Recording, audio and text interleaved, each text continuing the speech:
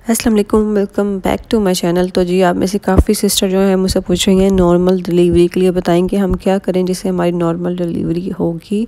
इसी चैनल पे जो है मैंने अपने पहले बेटे का जो है नॉर्मल डिलीवरी का एक्सपीरियंस शेयर किया हुआ है। अगर आपने वो वीडियो नहीं देखी तो उसका लिंक मैं ऊपर आई बटन में नहीं तो नीचे जो है डिस्क्रिप्शन में दे दूँगी, तो वो भी आप जाके देख सकते हैं। और जी आज मैं आपके साथ शेयर करूँगी कि मैंने अपने दूसरे बेटे की नॉर्मल डिलीवरी के लिए क्या क्या किया था, और वो जो मैंने किया था उसके साथ मेरी डिलीवरी बहुत बहुत ज़्यादा स्मूथ रही थी। और आप यकीन माने मुझे जो है बहुत कम पेन के साथ ये डिलीवरी हुई थी। ये वाला मेरा बेटा है माशाल्लाह से। तो इसकी दफ़ा मैंने क्या क्या किया था, मैं चली गई थी जी पंजाब, और पंजाब में जो था घर के काम तो मैंने करने नहीं थे होते, तो मैं क्या करती थी, मैंने अपनी बहुत ज़्यादा केयर की। मैं बहुत ज़्यादा वॉक करती थी क्योंकि मेरे भाई की शादी थी, और शादी में जो है बाज़ार के भी आपको पता चक्कर लगते रहते हैं, फिर ऊपर से मेरे बुटीक में चक्कर लगते थे, आए जाए लगा ही रहता था। उसके अलावा अगर जिस दिन मैं बाहर नहीं जाती थी, मैं क्या कोशिश करती थी कि मैं घर में ही बहुत ज़्यादा वॉक करती थी, इधर उधर वॉक करती थी। मेरे ज़्यादातर काम यही होता था, अपने बेटे के थोड़े बहुत जो काम होते थे, उसके कपड़े धोने या उसको चेंज करवाना, नहलाना धलाना खिलाना, ये काम होते थे। लेकिन उसके बाद मैंने वॉक करनी थी, और उसके बाद मैं क्या करती थी, नेट पे यूट्यूब पे काफ़ी एक्सरसाइज यार मिल जाती हैं, वो मैं करती थी। Exercise for painless normal delivery आप लिखें, exercise for painless normal delivery वो लिखें, आपको बहुत सारा एक्सरसाइज मिल जाएंगे। उसमें से मैं थोड़ी बहुत एक्सरसाइज करती थी, और मैंने कोशिश की थी कि 7th मंथ में ही मैंने क्या कर दिया था, एक्सरसाइज स्टार्ट कर दी थी। तो आप भी जो है एक्सरसाइज देखें, बट उसमें से जो स्टेप आप इजीली कर सकते हैं वो करें, सारे स्टेप नहीं करें।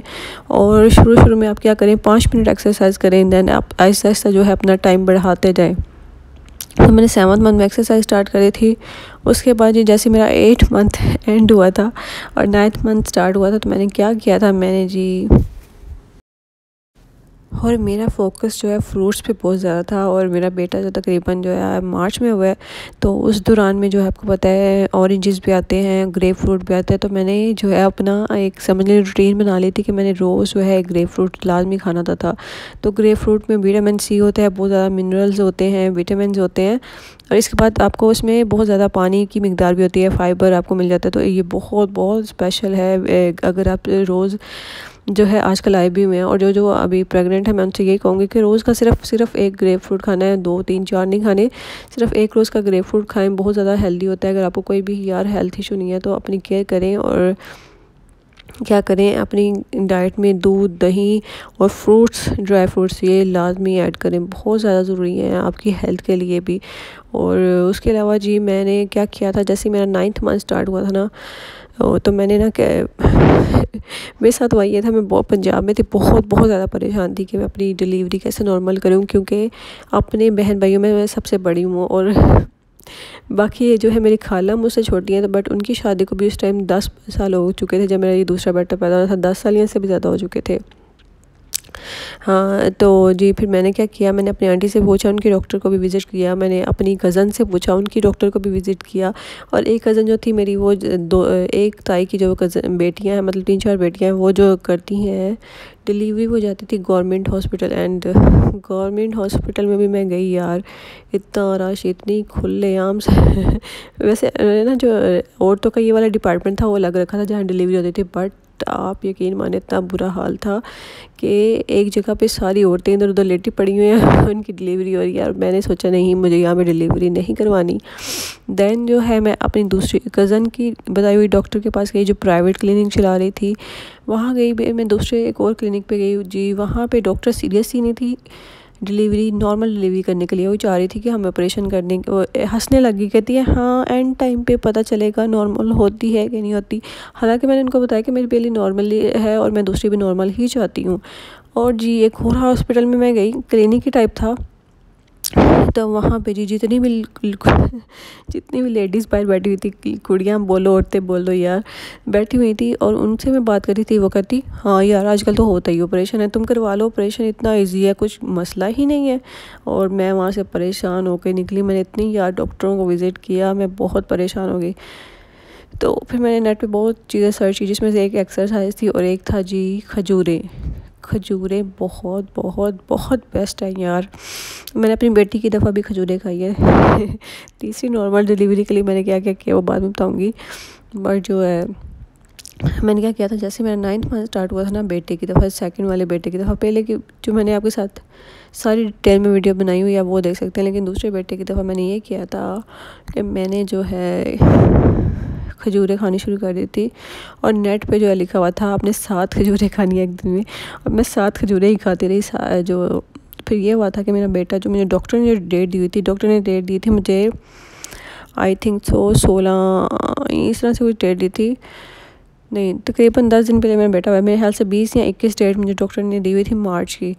तो मेरा बेटा हुआ है जी 11 मार्च को, और मतलब अपनी डेट से 10 दिन पहले पैदा हो गया। तो मैंने 7 खजूरें रोज़ की खाई थी। और उसकी ऐसा ये हुआ था, मेरी डिलीवरी आप यकीन मानिए, मेरी exercise, walk plus grep fruit plus जो है ये खजूरें खाने का से नॉर्मल डिलीवरी हुई। और दूसरे नंबर पे जो है क्या कहते हैं उसको, मैंने जो है बहुत पेनलेस, आप कहते हैं बहुत कम पेन हुई थी मेरी डिलीवरी में, बहुत कम पेन। और उसको कहते हैं स्मूथली जो है मेरा बेटा पैदा हो गया था 5 से 10 मिनट के अंदर। और जी सबसे अहम चीज़ जो आप लोगों ने करनी है यार, वो ये करनी है, आपने जो आपकी डिलीवरी डेट होती है और लास्ट पीरियड डेट होती है वो आपने लिख लेनी है। देन आपने 9 मंथ काउंट करने हैं और उसमें 10 डेज़ ऐड कर देने हैं। तो जो 10 डेज़ ऐड करके जो आपकी डेट आ रही है ना, 9th मंथ प्लस 10 डेज़, आपने उस डेट तक वेट करना है अपनी डिलीवरी का। आप पहले ही जाके डॉक्टर के पास बैठ जाएंगी ना, वो तो कर देंगी तो तुम लोगों का ऑपरेशन। बट अगर आप अपने टाइम पे जाएंगी ना तो इंशाल्लाह सब अच्छा रहेगा। अगर आपके डॉक्टर आपके साथ थोड़ी बहुत सिंसियर है तो अच्छी है। तो मैंने क्या किया था, मैं जो है तकरीबन जो 11 मार्च थी ना, उससे 2-3 दिन पहले डॉक्टर के पास गई। उसने चेक किया, उसने कहा हाँ काफ़ी हद तक जो है आपका वो मुंह खुल चुका है। 1 दिन या 2 दिन पहले गई थी। और उसके बाद जी जिस दिन मुझे पेन स्टार्ट हुई हैं, मैंने वेट किया। मैं ये नहीं कि जैसे पेन स्टार्ट हुई है मैं भाग गई डॉक्टर के पास, मैंने ऐसा बिल्कुल भी नहीं किया। अगर आप दिल से नॉर्मल डिलीवरी चाहते हैं ना, तो जब आपकी पेन स्टार्ट हो फ़ौरन से डॉक्टर के पास आ जाएं। देखें कि आपका जो है ये लास्ट 9th मंथ है और लास्ट वीक या सेकेंड लास्ट वीक चल रहा है और आपको पेन स्टार्ट हो गई है, तो आप वेट करें। अक्सर जो पेन होती है ना वो आपको 18 घंटे रहती है, अक्सर पेन जो है वो 14 घंटे रहती है, अक्सर पेन आपको 10 घंटे रहती है, अक्सर लोगों को जो पेन है वो 10 घंटे रहती है। तो मुझे दोपहर के टाइम तकरीबन दर्दें स्टार्ट हो चुकी थी। बट जो है आप यकीन माने मगरिब के बाद 8 बजे, 8 साढ़े 8 बजे मेरा बेटा पैदा हुआ है।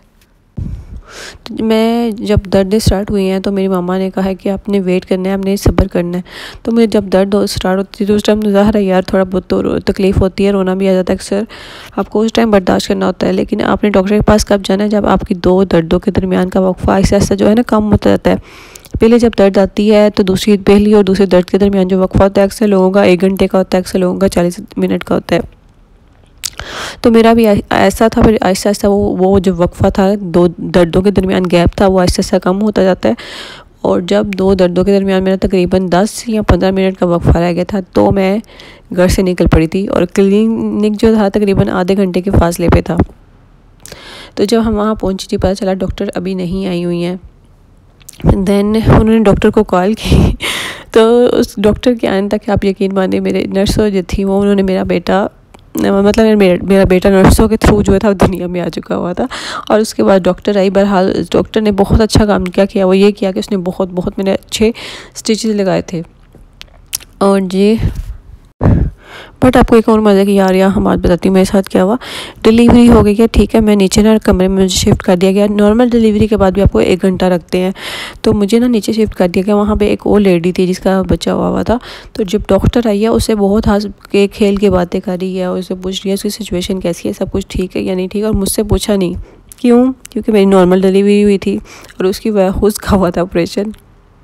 तो ज़ाहिर है आजकल के डॉक्टरों के भी ना ईमान बहुत ख़राब हुए हैं। अल्लाह ताला हर डॉक्टर को हिदायत दे। हो जाता है नॉर्मल डिलीवरी के लिए अक्सर लोगों को वेट करना पड़ता है, अक्सर लोगों को जो है उन्हें पहले ही जाके बैठ जाते हैं डिलीवरी के लिए। हालांकि मैं पहले नहीं गई, मैं बिल्कुल एंड पे गई थी। पता नहीं कि उस डॉक्टर ने मेरे साथ ऐसे किया, हाल चाल पूछना तो उसने मेरी तरफ देखा भी नहीं। तो बस यार अल्लाह ताला से यही दुआ है, अल्लाह ताला हर एक को, हर इंसान को हिदायत दे और सीधा रास्ता दिखाए और नेक काम करने की और दिल से जो है ना वो किसी के साथ मुखलिस होने की जो है अल्लाह ताला सबको तौफीक अता फरमाए। तो ये थी जो वो सारी डिटेल जो मेरे दूसरे बेटे की दफ़ा मैंने फ़ेस की थी। इसमें आपको हर जो है नॉर्मल डिलीवरी की टिप मैंने दे दी है। तो आप अगर पूरी वीडियो ध्यान से सुनेंगे तो ये वीडियो आपके लिए हेल्पफुल रहेगी। तो जी थैंक यू फॉर वॉचिंग। अल्लाह हाफिज़, टेक केयर, बाय बाय।